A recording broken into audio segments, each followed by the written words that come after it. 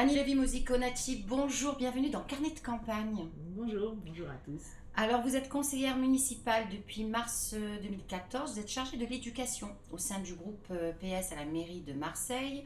Vous êtes aussi conseiller communautaire à la ville, eh bien vous êtes généticienne. Alors, vous êtes des généticiennes et j'avais envie un petit peu de m'arrêter sur ça et vous allez comprendre pourquoi. Vous avez entre autres créé l'activité de consultation de génétique prénatale au sein du centre pluridisciplinaire de médecine fétale de l'hôpital Nord. Vous êtes aujourd'hui responsable de la plateforme régionale de diagnostic prénatal non invasif. Alors, c'est un peu compliqué, un peu technique, vous allez comprendre, enfin, les auditeurs, et plutôt les gens qui nous regardent vont comprendre pourquoi je dis ça, de la région PACA. Et vous êtes à l'origine, et ça devient intéressant, de la mise en place d'un réseau de soins publics et privés sur le territoire régional qui permet l'accessibilité gratuite de cette analyse à l'ensemble des femmes enceintes et bien qui sont concernées. Donc, à côté de ça, en juillet 2015, vous avez reçu la Légion d'honneur des mains de Manuel Valls, qui à l'époque était Premier ministre. Alors, vous vous présentez eh bien, dans une circonscription, est-ce que vous pouvez nous préciser laquelle? C'est la deuxième, je crois, c'est ça, de Marseille. Vous vous retrouvez face au député sortant Dominique Tian pour les Républicains, Ariane Gilles pour la France Insoumise, Caroline Sicard pour le Front National, entre autres, parce qu'il y en a une tonne. Hein. Donc, dans toutes les circonscriptions, voilà. Donc, on va aller droit au but parce que c'est vrai que ça devient un peu compliqué. Vous êtes vous-même, Madame Lévy-Mosiconati, vous faites partie du Parti Socialiste, pourtant vous soutenez la majorité présidentielle. Expliquez-nous votre position. En effet, donc comme vous venez de le dire, je suis quelqu'un de la société civile qui, pendant une quinzaine d'années, en dehors de mon travail, a souhaité apporter quelque chose à ma ville. Et j'ai donc pris en charge la problématique de l'instruction, de l'éducation. Donc mon engagement, c'est un engagement citoyen. J'ai été conseillère municipale, investie par le Parti Socialiste, et ça fait 3 ans que je suis en responsabilité de ce mandat de conseillère municipale et métropolitaine, puisque maintenant on nous appelle des conseillers métropolitains avec un vrai engagement sur cette métropole également. Aujourd'hui, je me présente devant les électeurs avec une volonté d'apporter plus à ma ville, à mes citoyens, dans la deuxième circonscription, qui est donc le 7e et le 8e arrondissement de Marseille, mais toujours avec la même cohérence qui m'a amené à m'engager sur le plan politique et surtout sur le plan de cette ville. Alors, qu'est-ce que c'est que pour moi m'engager aux législatives, puisque c'est quand même ça qui est aujourd'hui la question qu'on peut me poser? C'est la cohérence d'une femme qui a décidé à un moment donné de m'engager, d'être fidèle à mes idées. Donc vous revenez sur mon investiture. Je suis plus attachée à la fidélité à mes valeurs. Vous avez parlé de la volonté que j'ai eue de rendre l'innovation médicale gratuite pour toutes les femmes enceintes de la région PACA. C'est ce qui peut-être me caractérise le mieux, c'est-à-dire essayer d'apporter le meilleur à tous. Et donc vous allez le chercher partout, c'est ça? Et ça, je le donne à tous. C'est ça aussi qui est important. Donc aujourd'hui, oui, je suis une femme de progrès, je suis une femme de gauche, de progrès, je suis une femme réformiste. Il faut que je rappelle que j'ai été mandataire de Manuel Valls et je profite aussi, puisque je suis sur la chaîne de la communauté, pour dire à quel point dans cette circonscription on a voté favorablement aux primaires pour Manuel Valls, et je souhaite aussi en remercier aussi les gens qui sont venus voter pour Manuel Valls. Donc je fais partie de ces personnes qui veulent concrètement réformer notre pays. Ça, je crois que, mais avec les idées de justice sociale, de solidarité, de laïcité et de vivre ensemble, qui sont, je dirais, le cœur de mes racines. Alors justement, vous vous présentez dans la deuxième circonscription de Marseille. Concrètement, bon, j'imagine que, comme tous les autres candidats, vous êtes à fond sur le terrain en ce moment. Vous constatez quoi? Alors, je constate que la candidature et la nomination d'Emmanuel Macron en tant que président a donné de l'espoir aux gens de pouvoir faire ou espérer faire de la politique autrement. Et moi, ça a été l'objectif même de mon engagement en 2014. C'est faire de la politique autrement, puisque dès la fin des élections municipales, j'ai créé une association qui s'appelle Innovons pour Marseille Métropole. Et l'objet de cette association, c'est de dire, essayons de dépasser les partis politiques et réunissons les femmes et les hommes qui ont un intérêt et mettons cet intérêt collectif en commun. Donc, en effet, je rencontre des gens qui ont envie de changer, mais qui n'ont pas envie d'être bernés, qui ont envie de connaître leur candidat, de savoir ce qu'ils portent et de ce qu'ils ont déjà fait. Quel a été leur engagement auparavant, qu'est-ce qu'ils ont fait et qu'est-ce qu'ils peuvent nous proposer. Donc aujourd'hui, moi, ce que j'apporte, c'est une très bonne connaissance du terrain, puisque ça fait une vingtaine d'années, j'habite dans le 7e et 8e arrondissement, 13 ans dans le 7e et 10 ans dans le 8e. Je connais parfaitement mon territoire. Je sais déjà que j'ai apporté déjà beaucoup sur cette circonscription, notamment au niveau de l'école publique. J'ai apporté également... C'est quelque chose qui vous tient à cœur, l'éducation et l'école publique? Bien sûr, c'est l'instruction. Pourquoi l'instruction? Parce qu'aujourd'hui, il faut savoir que c'est le socle de notre République. Aujourd'hui, des personnes instruites pourront avoir un rapport humain qui est attendu dans une République. Aujourd'hui, on a des problématiques qui se tournent autour de la rencontre de l'autre, qui deviennent de plus en plus difficiles, et je pense que par l'éducation, et qu'elle soit publique ou privée d'ailleurs, puisque aujourd'hui c'est une constatation, les gens ont le droit de choisir où ils veulent mettre leur enfant à l'école. Mais ce qui est important, c'est qu'on donne les moyens à cette éducation, à cette école. Donc ça, c'est un point important, puisque depuis que j'ai, comme vous l'avez rappelé, je me suis investie dans la ville avec cette volonté de mettre en avant l'école, et d'ailleurs on en a entendu parler, puisque certains journaux ont même dit Marseille, l'école, la honte de la République. C'est bien qu'il y a eu une élue, et en l'occurrence moi, avec d'autres, qui ont porté cette problématique marseillaise au-delà de Marseille et jusqu'au ministère de l'Éducation nationale pour avoir les moyens qu'il fallait pour pouvoir avancer. Donc ça, c'est une vraie question, et je crois que les auditeurs sont tout à fait conscients que l'école, on y est tous passés, et il faut que ça continue. Si on est ce qu'on est aujourd'hui, c'est parce qu'à un moment donné, on est passé par cette case de l'école de la République. Et je crois que c'est important de le noter. Pourquoi je suis aussi attachée à cette école? Parce que j'en ai bénéficié. Je suis médecin généticien, j'ai bénéficié de l'enseignement supérieur. Ma mère était vécue en Tunisie, j'ai grandi en Tunisie jusqu'à l'âge de 17 ans. Ma mère était la dernière de 7 enfants.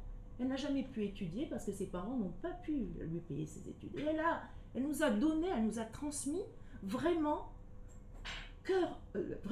la volonté de passer par l'instruction. Et ça, je crois que je veux le faire passer dans cette ville, parce qu'aujourd'hui, il faut savoir la précarité que certains rencontrent dans cette ville, et que l'école, c'est vraiment la seule chose qui peut les faire passer dans un autre monde. Voilà l'intérêt que je porte à l'école. Et le deuxième intérêt que je porte, et qui m'est venu de mon mandat de conseiller municipal métropolitain, c'est de réfléchir à plusieurs choses. D'une part, à le poids de la santé environnementale. C'est vrai que je suis médecin, mais je me suis rendu compte à quel point aujourd'hui il fallait progresser sur la prévention, sur la santé environnementale. Le troisième point qui est important, c'est également de trouver de l'emploi pour nos jeunes notamment. Alors c'est vrai qu'aujourd'hui, et on peut dire plusieurs choses sur ce quinquennat, mais il a permis de stabiliser le chômage. 9,7% en 2012, 9,7% en 2016. On aurait pu le faire diminuer, mais on ne l'a pas fait augmenter.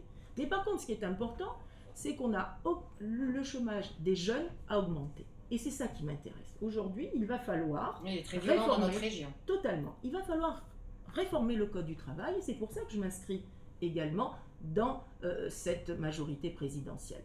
Mais ce que je dis, c'est que le Code du travail ne va pas tout apporter.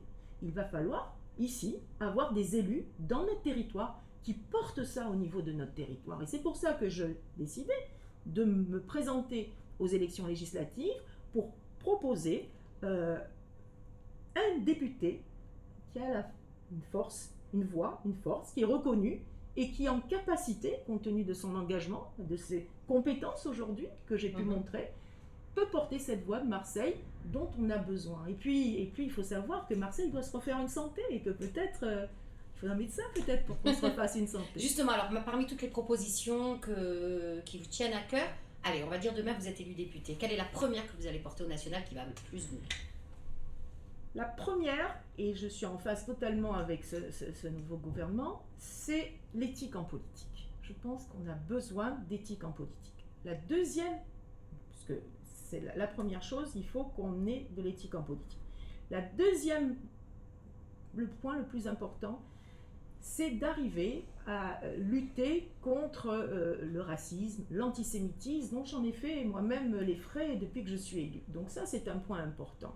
Et le troisième point qui me paraît être déterminant, c'est d'arriver à ce qu'on ait une santé de qualité pour tous. En étant médecin généticien, je sais aussi que la médecine évolue très vite. Elle coûte de plus en plus cher. Les médicaments, par exemple, pour les traitements du cancer sont très coûteux.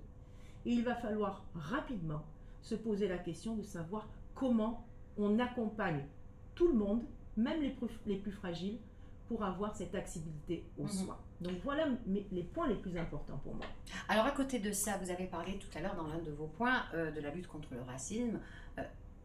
Je serais tentée de vous demander, vu ce que l'on vit à l'époque actuelle, est-ce que vous croyez encore au vivre ensemble? Je ne peux que croire au vivre ensemble. On se force tous, on se dit, non, bon, il faut. Non. Alors, mais dans la réalité. Dans la réalité, vous avez compris que derrière ma volonté d'éducation et d'instruction passe bien évidemment ce vivre ensemble. Exactement. Parce qu'aujourd'hui, qu'est-ce qu'on voit?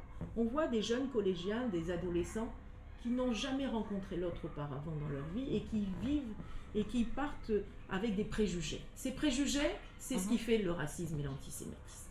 Les préjugés, il faut les faire tomber. Donc, il faut qu'on rencontre l'autre. Si on ne rencontre pas l'autre, on n'arrivera pas à créer quelque chose d'important entre les gens. Moi, vous savez, j'ai vécu en Tunisie, donc l'autre, je connais, et beaucoup de gens ont vécu comme ça. Mais pourtant, excusez-moi, je vous coupe, Madame Lévy-Mouzi-Konati, on parle tout le temps des quartiers, des banlieues, à Paris, des quartiers nord à Marseille. Il y a 20 ans déjà, les problématiques existaient, il y avait même un collectif de professeurs qui avait sorti un livre que l'on appelait Les territoires perdus de la République. Alors je me rappelle, à l'époque, ça faisait hurler, maintenant ça devient 20 ans après un livre de référence. La situation dans les quartiers, etc., n'est pas arrivée comme ça un beau jour en 2015, 2016, 2017. Je suis d'accord avec vous. Maintenant, il faut regarder un petit peu que tout ça nécessite beaucoup d'humain, de solidarité, de conviction et d'accompagnement. Après, il faut aussi prendre en compte, et c'est là où les réseaux sociaux sont à surveiller, et la loi va nous permettre aussi d'avancer sur ça, c'est qu'aujourd'hui, l'information ne vient plus par les parents ou par l'école. Elle vient par des réseaux sociaux qu'il va falloir légiférer.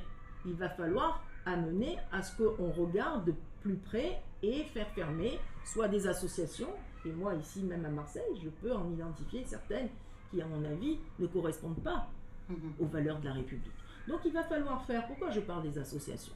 Parce que les associations, certaines sont subventionnées par les institutions. Et il va falloir, et c'est ce que je demande d'ailleurs, c'est qu'on regarde de façon précise, évaluer et l'objet et les résultats de certaines associations. Quand je vois sur certains Facebook de certaines associations l'appel à des choses qui ne sont pas du tout républicaines, je peux me demander si en tant que député, lorsque je serai député, s'il n'y a pas des lois à faire pour mieux encadrer et les subventions et les associations qui portent des messages qui ne sont absolument pas, et là je vous rejoins, du vivre ensemble. Exactement. Alors juste avant de se quitter, une dernière question qui concerne la communauté, puisque vous vous exprimez dans une association juive, ça rejoint un petit peu ce que vous disiez il y a quelques instants. Il y a la montée du racisme, bien évidemment, de la xénophobie qui n'est pas, et de l'homophobie aussi, qui n'est pas à prendre à la légère, mais il y a aussi aux côtés de ça la montée de l'antisémitisme. Une montée de l'antisémitisme que l'on voit via les réseaux sociaux, on voit réapparaître ces vieilles théories du complot, etc., qui démarrent. Un antisémitisme qui a plusieurs reprises mené à la mort, et encore récemment, avec voilà l'histoire de Madame Sarah Halimi. Tout à fait. Vous en pensez quoi?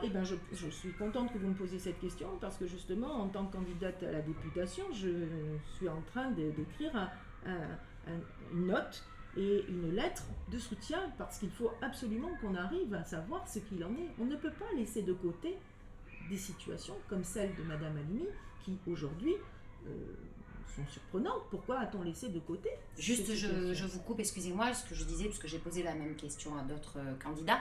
Il faut savoir qu'il y a quelques jours, un collectif de 17 intellectuels devait être au courant, à demander que toute la lumière soit faite. Je rejoins tout à fait ce collectif. D'ailleurs, c'est pour cette raison que je m'apprête à moi-même à m'exprimer sur ça, et vous me donnez l'occasion.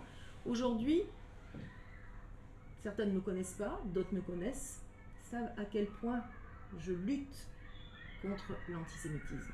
Je ne vous cache pas qu'il a fallu que, pourtant je porte un nom qui aurait pu attirer des haines, je n'ai jamais vécu un antisémitisme, sauf depuis que je suis élue. Alors peut-être parce que je suis une femme politique aujourd'hui. Donc je vis à travers le mandat que j'ai souhaité porter un antisémitisme qui nous montre à quel point le racisme et l'antisémitisme existent dans notre pays. Il faut le combattre. Il faut le combattre au quotidien. Je suis aussi très inquiète de voir que nos jeunes sont moins sensibles que nous à cet antisémitisme. C'est-à-dire comme si cet antisémitisme faisait partie du décor. Non, non. Il faut leur donner les armes pour l'empêcher. Et ça, je crois qu'il y a un vrai travail à faire, notamment vous faisiez part de ces intellectuels qui se lèvent devant ces problématiques.